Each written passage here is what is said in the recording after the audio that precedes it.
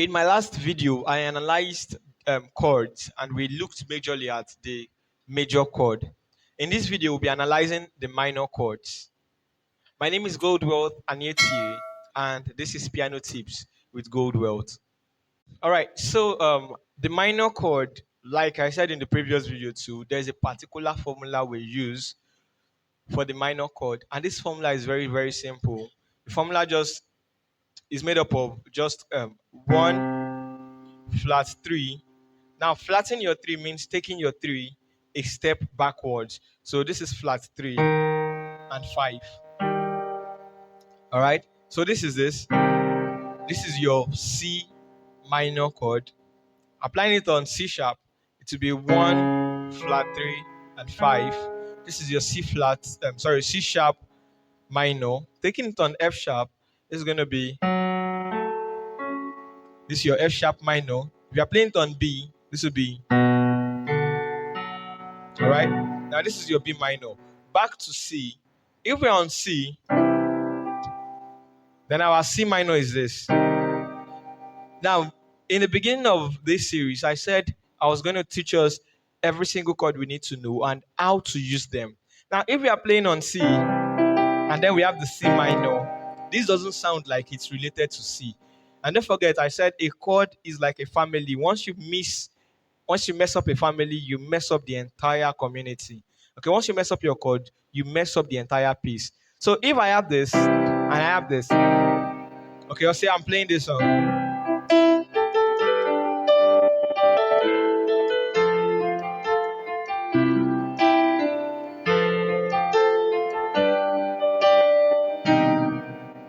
This sounds totally out of place. Now, how do we now apply minor chords when we are dealing with our chords? Now, there's something we call relative minor. So we can make our minor to be related to the particular key we are working with. So on the key of C, C relative minor is A minor. All right. So this is A1, A flat 3, and A5. All right. So this is a relative minor. This is a minor that is related to C. So we can now say that A minor is like a cousin to C. All right. So if we play C now, and then we play A minor, it sounds like they are very related. Now, this is what we call relative minor. So A minor is related to C. And that minor that is also related to C is D minor. All right. Now, on C, this is our Re chord, which is chord 2. And A minor is our chord 6, which is our La chord. And this is used mostly in Afro music in Nigeria. Yeah. All right. So we have A minor as a minor chord related to C. We have D minor as a minor chord related to C. And we have one more minor, which is your E minor, okay, which is also related to C. E minor, this is E minor, 1 flat 3 and 5.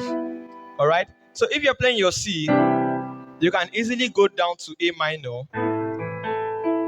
and you don't sound out of tune. Unlike when you play C and then you go down to your G, because G is a major chord on C, right? And then you go to F, and then you want to play a minor chord and you want just to make thrill your friends, and then you go and you're sounding out of tune entirely. So if you want to play a minor chord and you also want to thrill your friends, making them know that now you understand what a minor chord is, you can just throw in a related minor, which is A. So if I have this,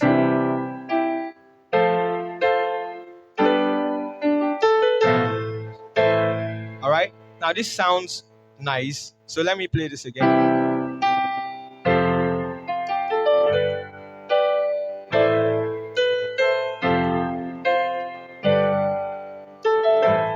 Okay, or I can decide to do.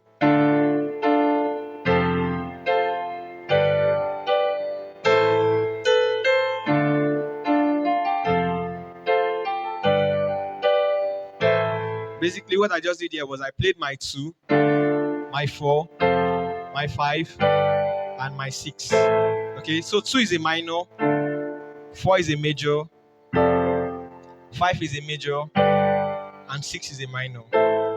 So like this, you can play your minor chord when you are playing within a key without playing the actual minor chord of that key. And using a minor chord from another key within a key is what we refer to as related minor.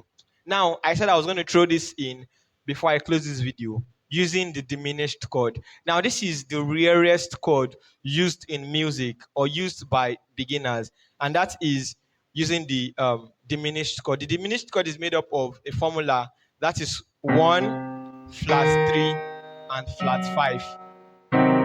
Sounds very awkward, right? Well, it's music, sure.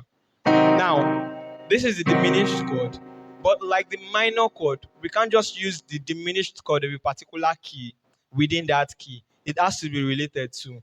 And the only diminished chord related to the key of C is diminished chord. And this is used for the seventh chord, okay, or for the chord 7 in key C. So that is where we can have something like this. All right. Now we use the diminished chord most times to just resolve a note or a chord back to its number 1. So we have this. All right. All right. So that's just the diminished chord. Okay. So now applying the diminished chord, the minor chord, and the major chord together, this is what it's going to sound like. If we were to apply the three of them together: diminished, major, minor, major. All right. Basically, I'm playing my 7, 1, 3, and 4. All right. So I can use this. You can actually use this in the intro of a worship song in church. Probably you want to start a worship session, and the lead vocalist is just trying to call the congregation into worship. So you can actually use this to prepare the audience or the congregation to for your worship session. So you can do